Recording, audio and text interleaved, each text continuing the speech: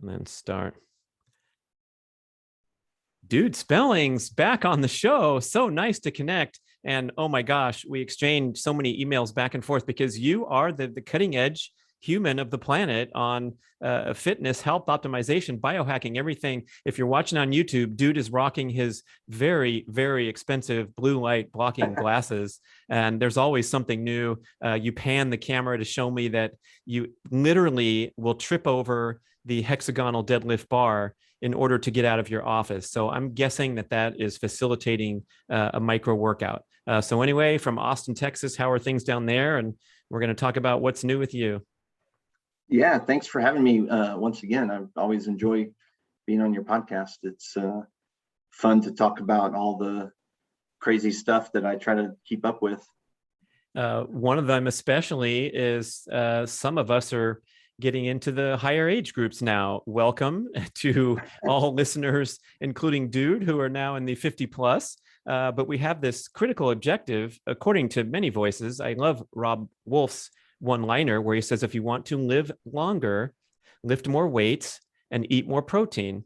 And he alluded to this idea that you could possibly simplify longevity and health span with the preservation of muscle mass as you age.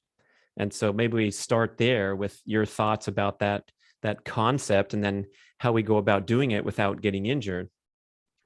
Well, I tend to agree with him. I would say for me personally, from a practical standpoint,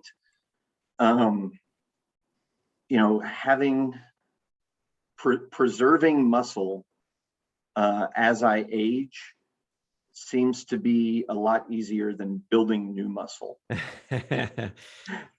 So I'm all for anything that keeps me from losing what I got, and I think that lifting definitely helps. There's every bodily process, right? If you don't use it or don't ask your body to perform, then those skills decline. And that's why I have the deadlift right here in my office. Every time I get up to go to the bathroom or whatever, I use it. And it's really only because I don't want to degenerate further. And so I figure if I'm asking my body to pick up 265 pounds every time I leave, that I'm going to preserve that strength. And what does that look like over a 7-day or a 30-day period? How many times are you reaching for that bar? And then my follow-up question would be, is it possible to overdo this micro workout concept to where it's compromising your formal workout preparation or fitness goals? 100%. So 100% yes to the last question. So this is my second iteration through this experiment. The first iteration through was not 265, but 355. Just randomly picking that up when you go to the bathroom? Yeah. Okay. So to answer your question about how often, it comes out to probably 8 or 10 reps a day. Are you doing a single rep only as a rule when you're? Pretty much one only. Every once in a while, I'll throw in 2 just to keep it random, mix it up. But mostly, yeah, it's just 1. And I was only doing 1 with 355 as well. And what I discovered, which we'll get into the ramifications of this later, I'm sure. But what I discovered is that I'm not able to do that 8 or 10 times a day more than a few. I forget when my injury happened, but the end result of it was that I hurt my hamstring and had to lay off of doing that. And it was probably after doing it for maybe 2 weeks. So, and I only do it during the work day, so I wasn't doing weekends. But 2 weeks of 5 days on, doing 355 let's say I've moved since then, and my old location, it was in the garage, so I had to do a little bit more effort to get to it. So I was only probably doing like 6 to 8. But yeah, it was too much, especially at the tender age of 51. It was just a little bit too much for my body, and strained the hamstring. And I actually thought it was not very bad. And I had signed up for a 30K and went to go do the 30K. And thank God that the format of the 30K was 3 10K loops. And after 20K, I was like, man, this hamstring's hurting way too much. I need to stop and take care of myself. So I quit doing it. So I think, there is a sweet spot, and I think it's really easy to overdo it on deadlift, especially if you're in the older age brackets. But I've been nursing myself back. I cut way back on the weight.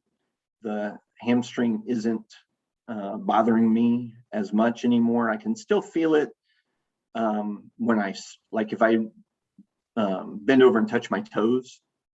I still feel like there's an extra stretch on the left side, which is the hamstring is hurt. But I'm trying to work through that, doing some stretching and some single leg deadlift and stuff like that. So single leg deadlift in an effort to heal the injury, is that what you're saying? I suppose with very light weight, just to engage the muscle. Super lightweight, like a 20-pound dumbbell, and then just focus on the lengthening. Instead of focusing on the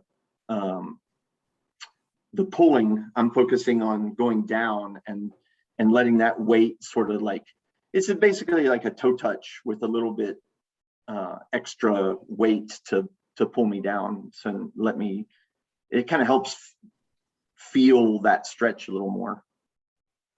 So back to the deadlift bar in the way when you're trying to go to the bathroom, and now it's loaded at 265, which is well below your maximum. So we're talking about a pretty moderate effort. Now 365, I assume, was closer to your maximum, but yes. I think when you're getting up that close, you probably need some warm-up time, and so it's probably not a great opportunity for a micro workout to just step into it.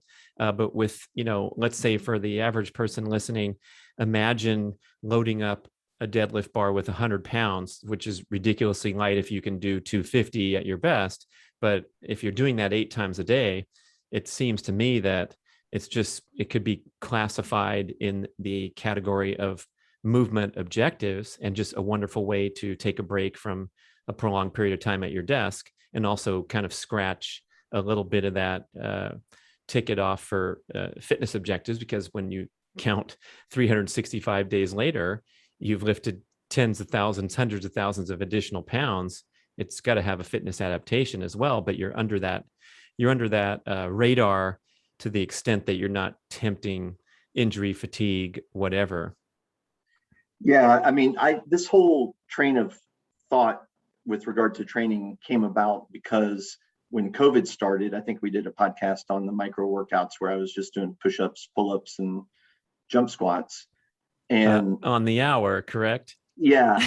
This guy was the king of COVID micro workout. And boy, that was spectacular. I think you're going on during the workday 8 times out to do some body weight exercises. Yeah, and I worked up to where I was doing, like 150 pull-ups in a day and stuff like that. And ended up, I maxed out on pull-ups and was able to do 23, which I have not been able to do 23 pull-ups since college, probably. So that whole experiment really made me a believer on the micro workouts and how effective they can be. I really think that in order to stimulate growth, you, especially if you're starting at a, you know, like when you first start working out, everybody knows, like for beginners, you make those gains like super quick. Mm. And if that's where you're starting at, I don't think you need to max out reps and weights and stuff.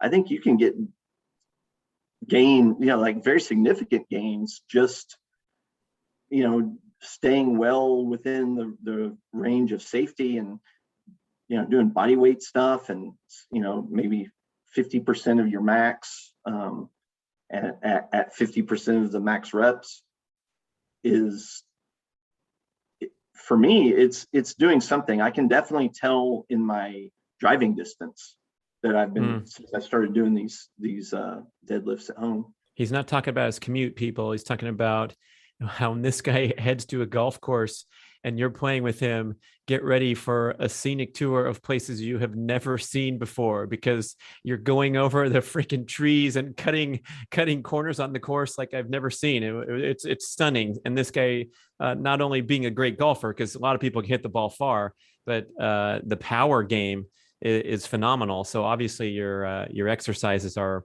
working well for the driving distance. I just wanted to clarify that statement there. So I didn't really notice this until the USA Speed Golf Championships in Springfield last month. And Nick, the guy that was doing all the filming, came out to film me on a few holes, and they happened to be some of the shorter par fours.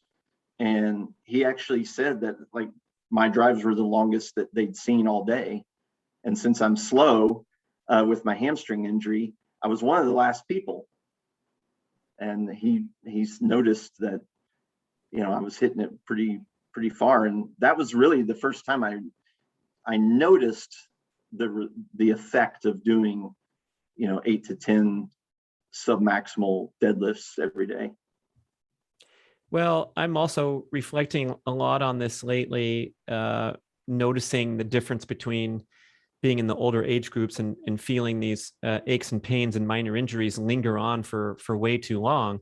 And also my extreme enthusiasm for things like high jumping and sprinting getting me into trouble, because I'm so excited when I go out there. As we know, if we put our brains to work, when we're out there with the stress hormones flowing through the bloodstream, the inflammation is occurring in the muscles, which is desirable to allow us to perform, but you're not really experiencing these twinges and aches and pains until 12 hours, 24 hours later. And so I put myself into a hole because I want to do a few more full-length high jump approaches to perfect my technique. And then there goes the right calf the next morning, or the left hamstring or whatever.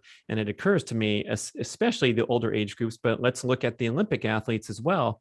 It seems as though a true elite athlete is performing well within their capability at every workout.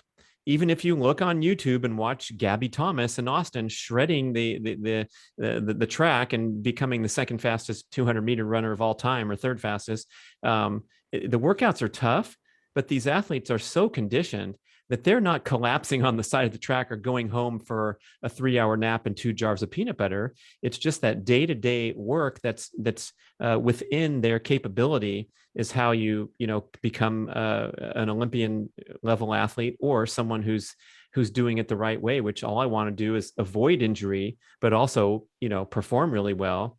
And maybe we need to rethink some of these notions about the killer workout on Friday mornings at the CrossFit box that really puts you under the table as completely unnecessary and very risky.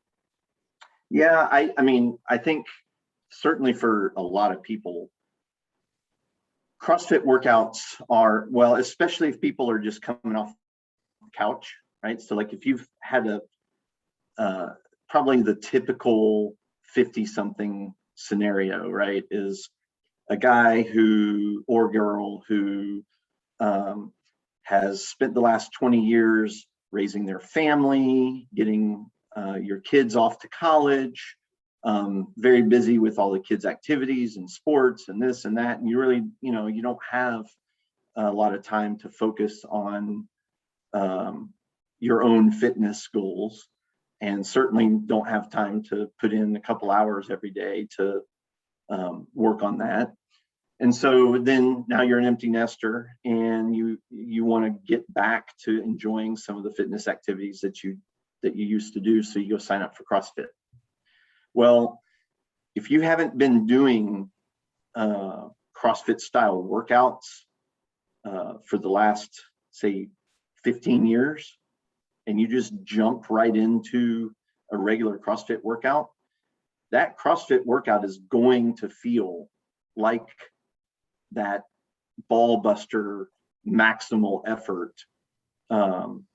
Even though for the people who've been doing CrossFit for 10 years, 5 years, whatever, it's not a maximal effort for them. It's a lot like how Maffetone says, like, okay, you go join you're an amateur runner, you go join a running group and you try to keep up with the front pack. That's a losing strategy and a strategy to get hurt. So, if you're in our age group and you're getting back into it, you can't just jump right in at that high intensity level. You got to work up to the point where a normal CrossFit workout isn't a maximal workout for you. And that's kind of what I'm trying to do with adding the deadlift to my micro workouts, is just kind of raise my bar on what is submaximal, right? So that right, yeah. All of a sudden, it went from pretty tough to nothing, because you're adapting. Yeah, love it. Yeah, and so now at age 51, instead, like when I was 31, I might have approached weightlifting goal with like, okay, I'm starting my squat at right now my squat is 245 max, and I want to get a goal up to 315, and I should be able to do that within 8 weeks. Well, at age 51, it's a lot slower. And kind of what I'm figuring out is like a really good way to move the needle and keep it safe is to do these submaximal workouts, so that, right now I'm doing 255 10 times a day. I've been doing that for let's see, I moved here in June, so I've been doing it for 3 months. And I could probably now maybe even add 10 or 20 pounds and still keep it, really submaximal. But you look at that over the course of several years, right? I could get to the point where I'm doing 355 and not be injured, and even be older than I am now, say 55. But it's not an 8-week progression like it was when I'm 31. It's very slow gains to make sure that I avoid the injury, which, I mean, the injuries set me back. I mean, this hamstring injury set me back at least 6 months trying to heal from it. That's the critical takeaway here, is that, you mess around, you get injured, and it negates your progress to an extreme amount, such that doing anything you possibly can to avoid the injury is going to pay off more than pushing it a little in the name of, oh, I just want to break through and get on the podium in my next race, so I have to push myself harder. So I'm really appreciating that injury prevention would, be like number one on your fitness objective list if you were sensible about it. At our age, I think, it is for me, because the injuries just take so much time out of progress. Like they set you back. They don't. It's tough. And it's, I think, if you like extrapolate that into everything you do in daily life, and you have to help your neighbor move out this weekend and lift the couch and roll the refrigerator into place and all these things, your injury risk for doing everyday things is so dramatically increased unless you have that fitness base. So not only are you working out to prevent injuries while working out, but it's also for the rest of your life, especially the example of falling being the number one cause of injury and death in Americans over age 65. Consequences related to falling is the number one way that we see our demise. And so doing everything you can in the fitness realm to skate through everyday life is also a beautiful goal. Yeah, for sure. And, on that note of falling, I'm sure most of the time, the way that the falls end up leading to either permanent debilitation or death is from a bone break, right? And a lot of times the bone break, it's a compound thing, like a lot of stuff in biology, right? It's like never one thing. So, when you're, this past February, Austin had crazy winter weather. It snowed here like a winter wonderland. I've lived here my whole life, never seen anything like it. And my girlfriend happened to be driving over to my house just right at the time when all this was blowing in. And I walked out to the street to greet her, and I stepped off of the curb onto the street. And I slipped like, the comedy skit with the guy slipping on the banana peel, just landed right on my butt. And it hurt pretty good. If I had been maybe in my 70s, I could have broken something doing that. But because my bone density is strong enough, I didn't suffer any bone breaks. But the point is that, it's not just the fall, it's also the strength of your bone density and your ligaments and your connective tissue and all the other stuff that gets traumatized in the fall. And lifting heavy weights increases bone density as well. So, I'm not just doing it to maintain strength and to increase strength and for my driving distance, right? I'm also doing it because I know that the stress of picking up 265 pounds every day is strengthening my joints and my ligaments and my discs and my back and my grip even. And, there's exercise doesn't only make you stronger, right? It makes you metabolically more fit. Right.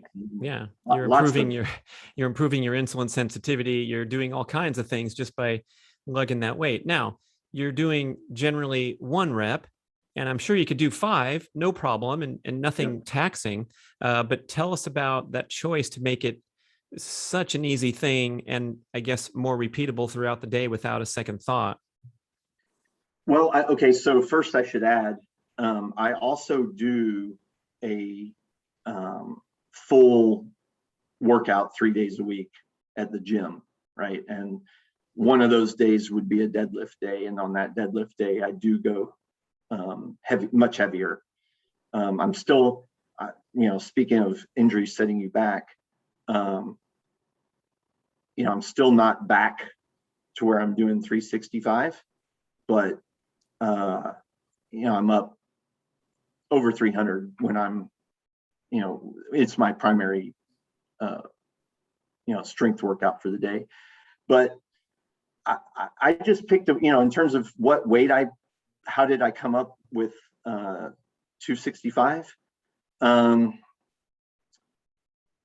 I just picked a weight that was challenging, but not, but still easy, right? So, 265, I bet I could do to failure. I bet I could do over 10, maybe 15 or 20 even. And that I just picked that weight because I knew it would be easy enough not to cause injury. And sticking with one rep every time, maybe two, as you said. Yeah. Really nice and under the radar. Yeah. And I do, you can tell, right, when you have that nagging injury, the strained hamstring, the strained calf, the strained bicep, whatever it is, right? You can tell if you're an athlete that's in tune with your body, you can tell when you have like a hormetic stress that just sort of stretches the muscle a little bit, gets it out of the resting comfort zone, and flushes some blood in there, which might be, to me, it feels like a little worse than a stretch, right? There's a big difference between that sort of pain and a pain where you really have to bite your lip to finish the rep, right? Like I'm not going for that. Love it. Just keeping it chill, keeping active. And then when you do step into the gym, you have all that going for you because you're not coming in from 2 days of sitting in an airplane or doing absolutely nothing and then trying to pull a bunch of weight, which I would think would increase your injury risk. Now, you're in there 3 days a week, working hard in the gym, lifting heavy weights. That's a pretty big, ambitious schedule. And I'm wondering if you thought about the optimal frequency and landed on 3 days, or are you going in there because you love the social experience and you might even be better off with 2 days? Or how do we navigate that, assuming we have, let's say the freedom or the flexibility to do whatever is optimal? How do we figure that one? Well, for me, again, it's like I'm trying to not be injured is sort of my main goal. And so even in those workouts, I'm keeping it pretty below maximal effort. And then very occasionally, like, I don't know, maybe once every 6 weeks or something like that, I'll go, I'm feeling pretty good today. I'm going to throw an extra 20 pounds on my bench press and see how many reps I can do. Right. And then I'm also writing down all the weights that I'm using and trying to go up by 2.5 pounds or 5 pounds or whatever every, when I was in my 20s and 30s, I would, if I didn't go up 2.5 pounds every week or 2 weeks, I'd think I was a big loser, but now I'm just like, if I can eke out an extra 2.5 pounds in a month, 6 weeks, like I'm not, I'm only here to, like I said at the beginning, preserve my strength as I enter second half of life. I'm not trying to crush any age group records or look cool in the gym trying to lift more than the guy next to me or anything like that. I'm just there to keep what I got. And interestingly, for a long time, you've also been on the starting lines of these ultra events. You just talked about your 30K where you hurt your hamstring. So that's quite a blend of, you are mixing it in the gym with some serious strength trainers and putting in a lot of effort there and going long. So how do you navigate those seemingly disparate goals? And tell me about the relative importance of each in terms of, I know you enjoy it and all that, but I also know you're pursuing longevity and optimal health. Yeah. So the gym really kind of offers no social outlet for me. You'd asked about that a second ago. I like to go to the gym and get my workout in and leave. If I'm in there half an hour, that's plenty of time for me. And I don't do a lot of, I do sets of 5. I'm not in there cranking out, 16 sets of 8 or some crazy stuff like that. I go in, I do 5 sets of 5. I start off super duper light. And then really my only set that's even approaching maximal is the last set. And then I get for me, the running is where I get my social fix, because running lends itself to that, I think, for me, really easily, because you can run in a group really easily. If you find people that are doing math training or low heart rate training, you run at a rate that is easy to have a conversation and catch up with everybody and see how everybody's doing.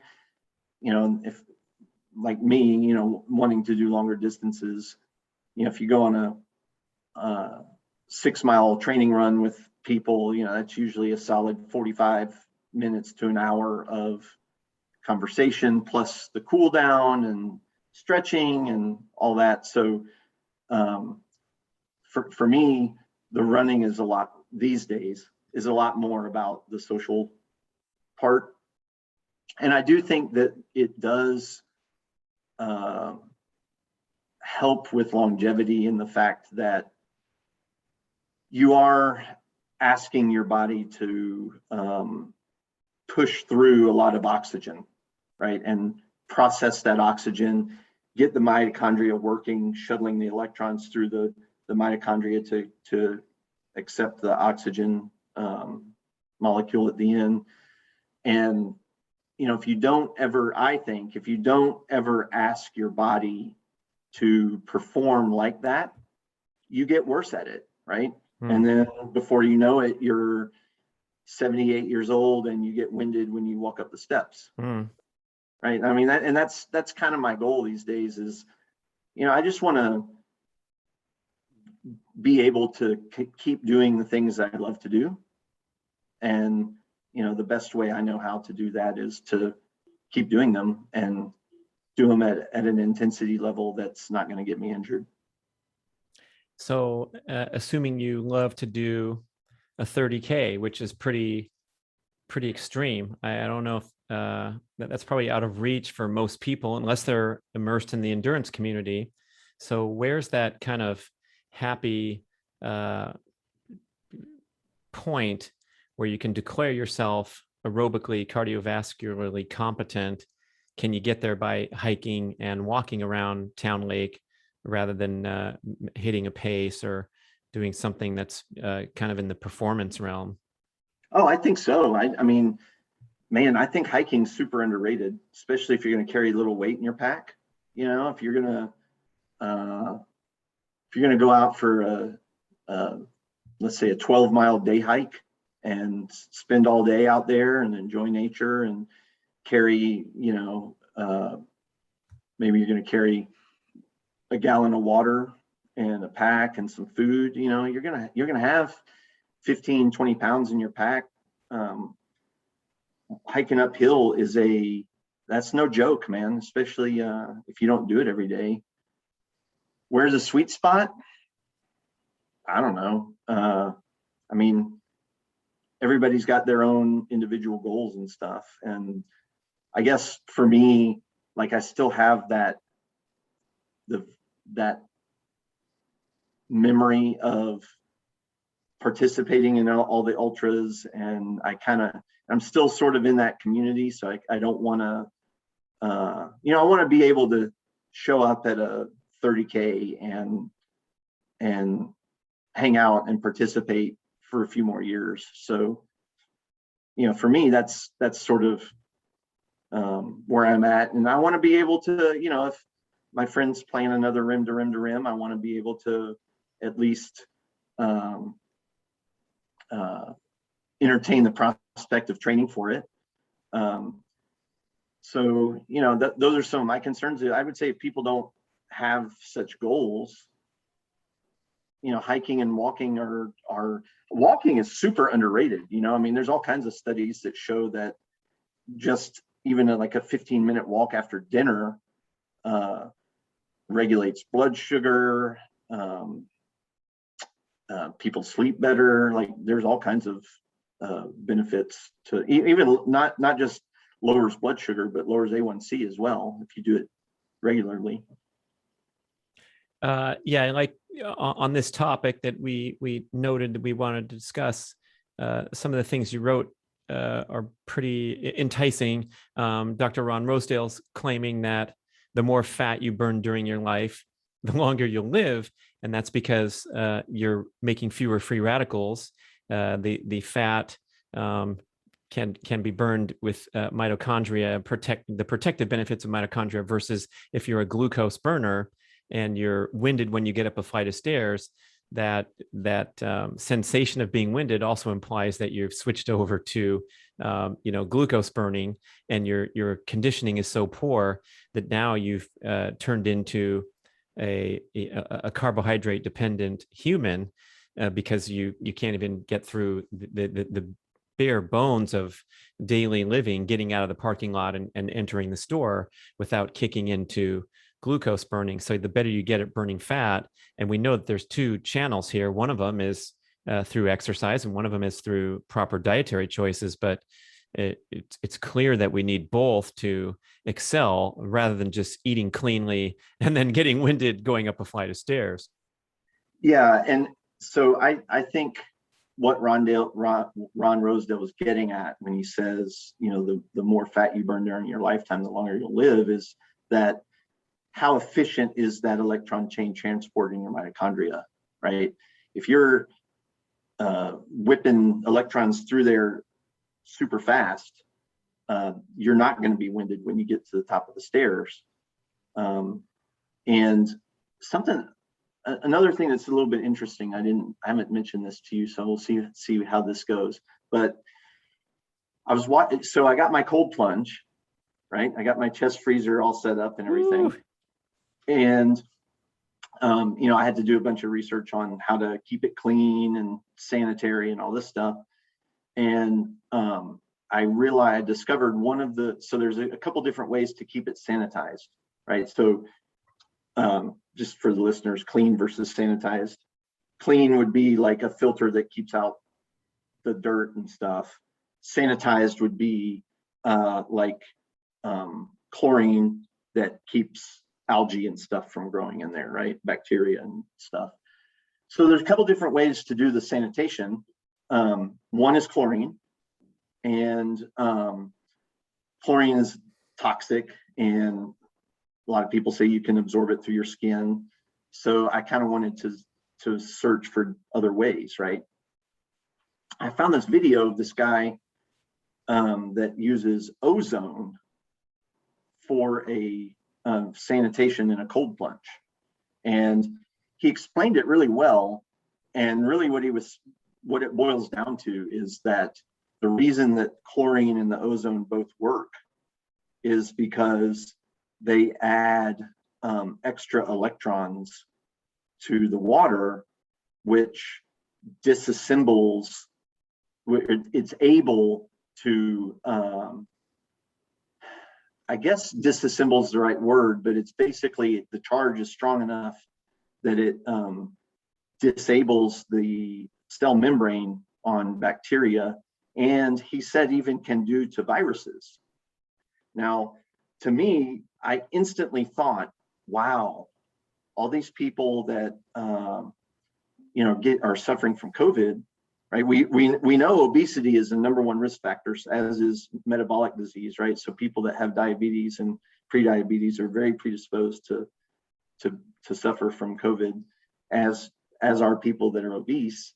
And that made me think of this concept that Ron Rosedale's talking about, where the more fat that you burn, the more electrons that you're shuttling through, your body has a stronger charge.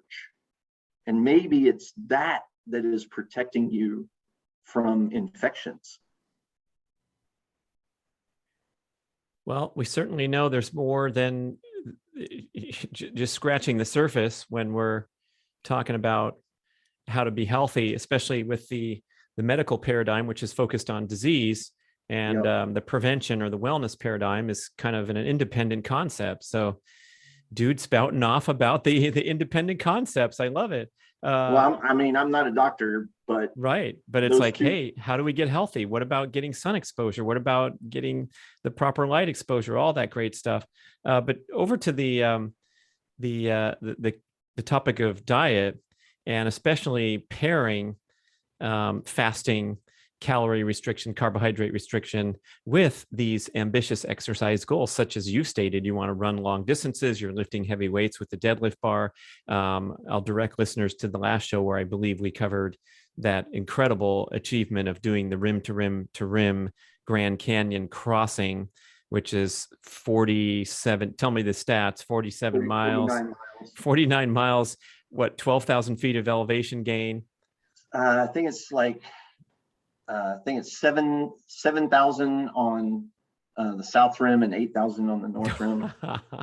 So an epic achievement that was completed with almost no calories. And then instead of feasting on pizza, like the rest of the party, you went in your tent and slept with the notion that that would improve your recovery. So maybe just recap that personal human experiment at the very extreme of not only endurance performance, but testing the benefits of fasting. And then we can open up the discussion a little for how to best pair these goals that we hear about all the time of fasting and autophagy with, hey man, I just did a workout and I got to replenish my fuel. Yeah. So I guess I would start the conversation with a story that happened to me long before I met you and long before I got into this sort of thinking.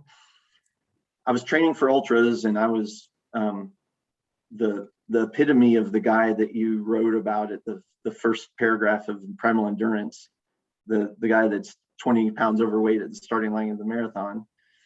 And I went on this training run with this crew of pretty good ultra runners.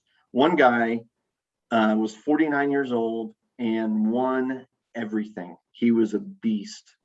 And we went on this training run, and it was 35-mile training run through the mountains in Oregon. And the group broke up into two groups, right? The fast group and the slow group. And this fast group was already finished by the time we got finished. The slow group, as we were running in, we were, again, like you mentioned in Primal Endurance, we were just daydreaming about food, man. We're like, hey, there's a pizza place on the way home. Let's stop there. I'm going to eat a whole pizza. And, I ran 35 miles. I deserve it, right? And we get back to the cars, and this guy that won everything, his name was John Ticer. He's sitting there eating a tiny little baggie of almonds and a tiny little baggie of dried apricots. After 35 miles. After 35 miles. And I go up to him and I'm like, hey man, we're going to Can I borrow an apricot? No, I didn't want it back then. I go, hey, we're going to go get pizza. You want to join us? and he goes, no, I got my apricots and my almonds. I'm good. And it blew me away. I'm like, wow.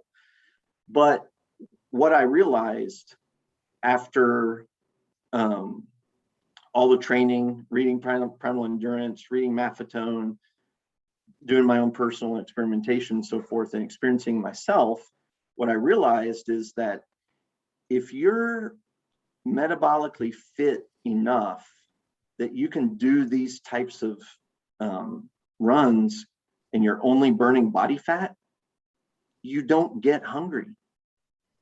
And, eating food does have metabolic side effects or consequences, right? Any food you eat makes the free radicals. That it's just a byproduct of metabolism. You're going to make the free radicals. And I had read a little bit about people using fasting for recovery, and I just thought, I already recognized I was at the point where John Ticer was at so many years earlier, because I'd done training runs. I was doing training runs where I would run 20 miles in the winter when it's cool with no food and no water, and get home. And, as soon as I got home, my wife at the time was like, "Hey, I need you to take our daughter to volleyball practice or whatever.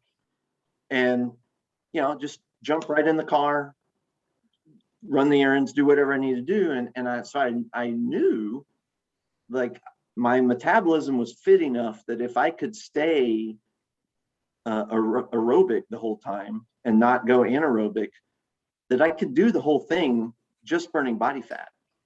And, if you're just burning body fat, you don't need to eat. Now, the one thing I did realize, though, is that probably what I would run out of was micronutrients, right? Because you are using other nutrients that aren't calories, right? I figured I would need electrolytes, which I did. And I threw in some beef liver just because it covers all the bases, right? And so I got our buddies over at Ancestral Supplements to give me some beef liver, and I did the run with electrolytes and beef liver. Now, I did go anaerobic going up the North Rim, which was not a problem at that time. But what it meant is that I depleted all my glycogen, so that when I got to the South Rim, running downhill, running back, turning around and running back downhill, the north end was not a problem. I could stay aerobic there. But then once I needed to run up the South Rim, I realized I was going to need food. And that's after 38 miles, I ate food. But then when I got back, I just, I wasn't that hungry. And I just decided that I was going to put this theory to the test and see if it would help recovery to finish off with the fast. And it I did. It was 13 years between my rim to rims. So it's 13 years younger the first time I did it, and I was a lot more sore. Of course, I did that entire effort, like eating a gel every half hour and slamming. I can't remember what I ate when I got back from there, but I know I ate a bunch. They have an ice cream shop, I believe, on the South Rim. Yeah, well, it wasn't waffle open. Cones, whatever's in sight. So, yeah, I did eat whatever was in sight, but the ice cream wasn't open at like 10 o'clock at night when I finished. So the experiment was inspired by the idea that if you continued to fast after the extreme effort, where you burned almost entirely fat, you're laying in the tent, and your processes of cell repair, inflammation, immune function are all heightened because you're in a fasted state. Of course, you're going to have to eat at some point, but it seemed like that's why I thought it was such a breakthrough experiment. Was like, this is the time when we really, really need to recover and control inflammation and control free radical production, because of course you've made a bunch of free radicals trudging up the canyon wall, but we don't need more with the pizza and the ice cream. Right. Yeah. And, I didn't really, I guess I didn't really appreciate what I was attempting. It just sounded like something cool to do. But yeah, I mean, I would highly recommend it. And in terms of how, like, what that might mean for people who aren't doing a rim to rim, I would just, I mean, even something like an infection, if you're, and let's also not forget, not everybody really is able to fast in this productive way, right? You have to be a good fat burner to begin with, right? So if you're not a good fat burner, like, the first step is be able to not rely on carbohydrate all the time, right? And so I would say, if you get food cravings a lot, if you can't go a couple hours without eating, if you get hangry, like these are all symptoms of people who are predominantly relying on carbohydrate. If you can't do those things, tackle that first, and clean up your diet, switch to more of a paleo primal diet, figure out how to become a better fat burner.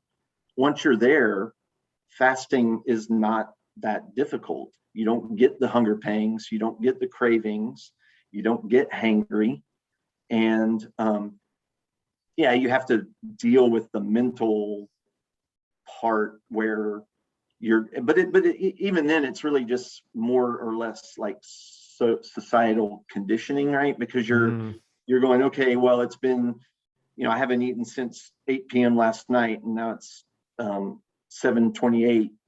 I'm hungry.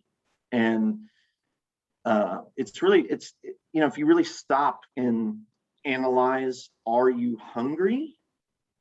For me, when I fast for 24 to 36 hours, which is about all I do these days, if I really ask that question, I'm not hungry, right? I would like to enjoy food.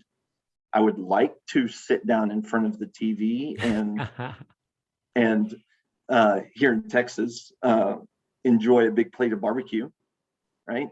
But for me, knowing that I'm getting those benefits, knowing that I'm inducing autophagy and apoptosis and cleaning up some of the lesser functioning cells and tissues, to me, it's a small price not to be able to sit down every single night in front of the TV and load up on whatever your favorite food is. I mean, it's a big breakthrough to get past the cultural traditions and the weakness and the proclivities of the brain and our dopamine reward pathways, and how we're always accustomed to looking at the dessert tray when it comes over, even though we're full. But oh boy, that does look like a nice homemade cheesecake. I guess I'll have one.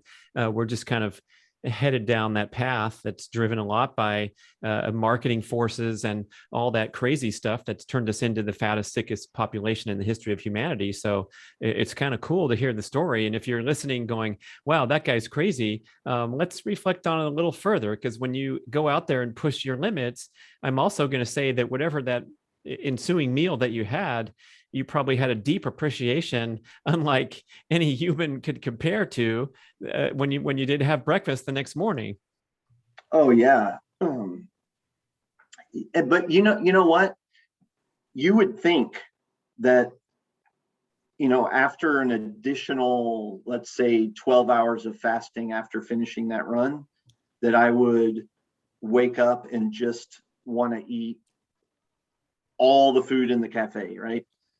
But that wasn't the case, because if you're a really efficient fat burner and you've been burning body fat, and you have a good night's sleep, and you remember from the faster study, when those guys came in the next day, the fat adapted group had better glycogen replacement than the carb adapted group. So, after a good night's sleep, you wake up, you're not ravenous, you're not hungry, right? Your body, your gluconeogenesis, your body's taken care of, restoring the glycogen.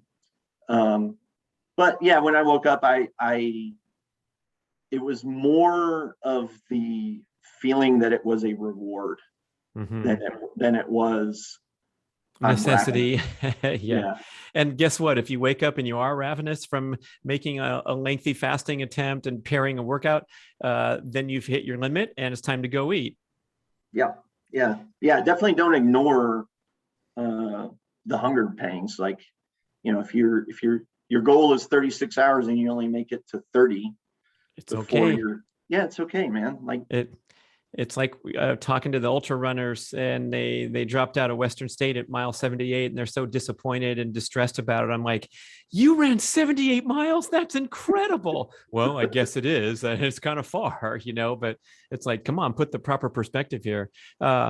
Before we go, I just want to finish this thread up with the question of, instead of the extreme endurance performance, if you're doing something that's highly glycolytic, so it's intense, it's burning up a lot of sugar, glycogen's coming out of the muscle storage, you're burning it up in an hour-long race or extreme CrossFit workout, where would fasting fit in after a workout like that? Would there be different decision-making parameters?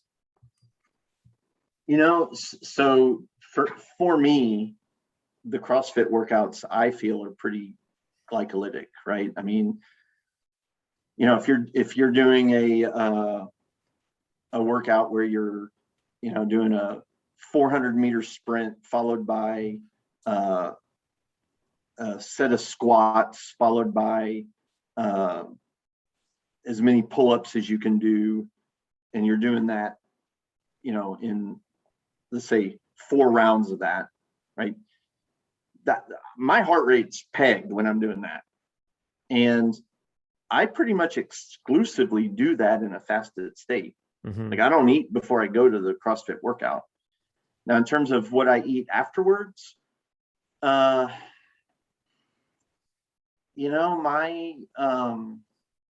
my routine is I come home and I have bulletproof coffee. It's not, it's a fair amount of calories, but it's not, I wouldn't say it's a meal, and then if I feel, depleted from the workout, I will indulge at lunch and maybe get an extra quarter pound of brisket. From that place, what's the famous place that we had to call an order in advance down there in downtown Austin? Oh, Franklin's. Yeah, absolutely. Yeah. Incredible. Yeah. Yeah, no, I can't do that daily, man. That's too much work. Dude Spellings, great stuff. Thanks for covering so many topics. I think it was really a lot of take-home advice and things that we can test out and try out, maybe with a little bit less weight on the bar. But if you put something in your way that you got to trip over, I think you're going to help get your micro workout game up to the highest level. I know you have some occasional programs going on that you can help people remotely. So maybe just tell us how to connect with you and where to take the next step if we're interested. Yeah, I offer a 12-week online health and wellness class at primalrebootcamp.com. You can also email me, spellings@gmail. I'm on Facebook and Instagram, Dude Spellings. So, all right, people. Got any questions? Fire away. Bring it on. Thank you so much for listening. Thank you, Dude Spellings in Austin, Texas. Ba-dum-bum-bum-bum-bum.